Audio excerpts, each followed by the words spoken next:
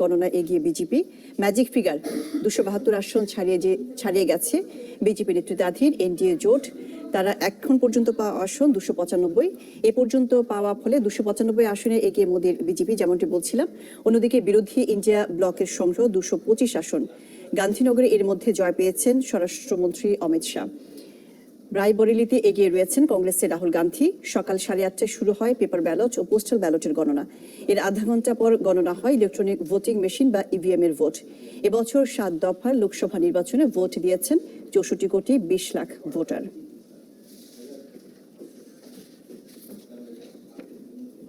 3 minute আগে আরেকটা update ছিল, সেখানে তারা বলছে 295 নয় 290 আসনে এগিয়ে রয়েছে এনডিএ, অর্থাৎ মোদীর যে শিবির। এখনো পর্যন্ত বিজেপি যেসব জায়গায় এগিয়ে রয়েছে আমরা বারবার ফলো করছিলাম যে বিজেপির ভোট মার্জিন ঠিক কতটা বেশি। সেই হিসেবে যদি আপনি দেখেন বিজেপি যে 290 খানি আসনে এগিয়ে রয়েছে, তার মধ্যে 100-র বেশি আসনে তাদের ভোট মার্জিন কিন্তু মোটামুটি 10 থেকে 20,000-এর ভোটে তারা এগিয়ে রয়েছে। খুব বেশি ভোটে যে এগিয়ে আছে এমন বলা যাবে না। অন্যদিকে পশ্চিমবঙ্গের ক্ষেত্রে আমরা যদি দেখি, সেখানেও কিন্তু যে 10টি আসনে মাত্র বিজেপি লিড দিচ্ছে, কংগ্রেস 1টিতে এবং 31টির বেশি আসনে কিন্তু তৃণমূল লিড দিচ্ছে। এমন একটা পরিস্থিতি যেখানে কিন্তু বারবার করে ফলো করা যাচ্ছে যে বিজেপি যারা এগিয়ে রয়েছে বা কংগ্রেসের যে আসনে এগিয়ে রয়েছে, এখানে ভোট পার্সেন্টেজ মাত্র এরা 2 থেকে 5,000 ভোটে বা 10,000 ভোটে এগিয়ে রয়েছে। খুব বেশি যে লিড নিয়ে বিজেপি বা কংগ্রেস এগিয়ে রয়েছে ব্যাপারটা কিন্তু এমন নয়। ফলে এই যে কোনো একটা রাউন্ডের ফলাফলে কিন্তু এর যে ভোট পার্সেন্টেজ বা মার্জিন সেটা কিন্তু উল্টে যেতে পারে। এখনো পর্যন্ত উত্তরপ্রদেশের যে ছবি সেটা কিন্তু আরো ভয়াবহ। উত্তরপ্রদেশে সপা সমাজবাদী পার্টি বিজেপিকে কার্যত একেবারে বলা যেতে পারে অনেকটাই শুয়ে ফেলেছে, কারণ সপা কিন্তু প্রায় 37টি আসনে উত্তরপ্রদেশে লিড দিচ্ছে, যেখানে বিজেপি মাত্র 32টি আসনে লিড দিচ্ছে। অন্যদিকে বিজেপির জোট সঙ্গী রাষ্ট্রীয় লোকদল পার্টি তারা মাত্র 2টি আসনে তারা লিড দিতে সক্ষম হয়েছে, কিন্তু কংগ্রেস একদম অস্বাভাবিক ফল করেছে। কংগ্রেস কিন্তু এখনো পর্যন্ত 8টি আসনে লিড দিচ্ছে, তার মধ্যে রাহুল গান্ধীর একেবারে রায়বেরেলি আসনে রয়েছে এবং এই আসনে কিন্তু রাহুল গান্ধী এই মুহূর্তে প্রায় 2 লক্ষের কাছাকাছি ভোটে লিড দেওয়ার পরিস্থিতি চলে গেছে। সব মিলিয়ে একেবারে যেটা বলা ছিল, ইন্ডিয়া শিবির যেটা দাবি করেছিল 295 খানা আসনের কাছাকাছি তারা যেতে পারে, তবে 295 খানা আসনের কাছাকাছি না গেলেও তারা তাদের এক্সপেকটেশনের যে কাছাকাছি সেই পর্যায়ে কিন্তু তারা চলে গিয়েছে। যে পশ্চিমবঙ্গে দেখুন, আপনারা যেটা বলছেন, দেখুন ভারতবর্ষে মূলত দুটো জোটের লড়াই হচ্ছে। একদিকে আছে এনডিএ যার নেতৃত্ব হচ্ছে বিজেপি, আর ইন্ডিয়া জোট যার নেতৃত্ব হচ্ছে কংগ্রেস। সেখানে দাঁড়িয়ে বিজেপি এর আগে অনেক বড় আস্ফোলন করেছিল, সেখানে বিজেপি আছে কমতে কমতে এনডিএ জোট এখন 290তে আছে এবং আগামীতে আরো কমবে, কারণ গণনা এখনো অনেক বাকি আছে।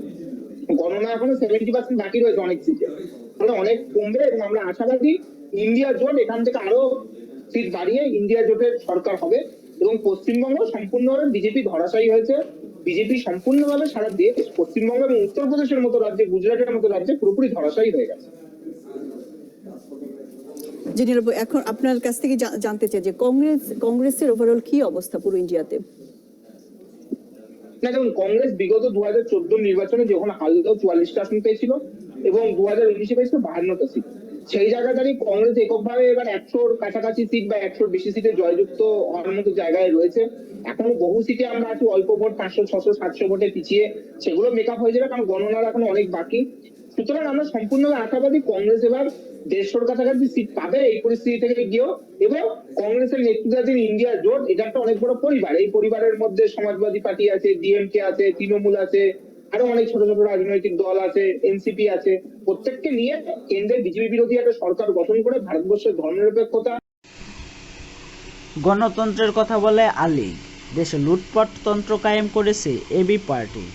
পুলিশের সাবেক আইজি বেনজির ও সাবেক সেনাপ্রধান আজিজ আহমেদকে অবিলম্বে গ্রেপ্তার এবং তাদের অবৈধ অর্থ উদ্ধার করে ঘূর্ণিঝড় দুর্গতদের ক্ষতিপূরণ দেওয়ার দাবি জানিয়েছে বাংলাদেশ এবি পার্টি।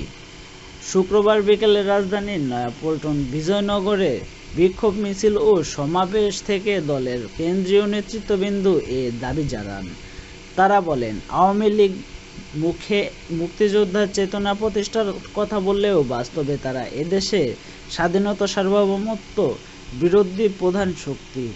কথায় কথায় গণতন্ত্রের বুলি ছড়িয়েও তারা দেশে এক ব্যক্তির শাসন ও লুটপাট কায়েম করেছে। বিক্ষোভ মিছিল শুরুর আগে বিজয়নগরস্থ বিজয় ৭১ চত্বরে এক প্রতিবাদ সমাবেশ অনুষ্ঠিত হয়। এতে সভাপতিত্ব করেন এবি পার্টির আহ্বায়ক এম সোলায়মান চৌধুরী, দলের দপ্তর সম্পাদক অ্যাডভোকেট আব্দুল্লাহ আল মামুন রানার সঞ্চালনায় সমাবেশে বক্তব্য দেন এবি পার্টির যুগ্ম আহ্বায়ক অ্যাডভোকেট তাজুল ইসলাম, সদস্য সচিব মুজিবুর রহমান মঞ্জু, যুগ্ম সদস্য সচিব ব্যারিস্টার আসাদুজ্জামান ফুরাদ, সিনিয়র সহকারী সদস্য সচিব আব্দুল বাসেত মারজান, মহানগর উত্তরের আহ্বায়ক আলতাফ হোসাইন, সহকারী সদস্য সচিব এম আজাদ খান, যুব পার্টির আহ্বায়ক শাহাদাতুল্লাহ টুটুল, সহকারী সদস্য সচিব শাহ আব্দুর রহমান, আনোয়ার হোসেন ফারুক।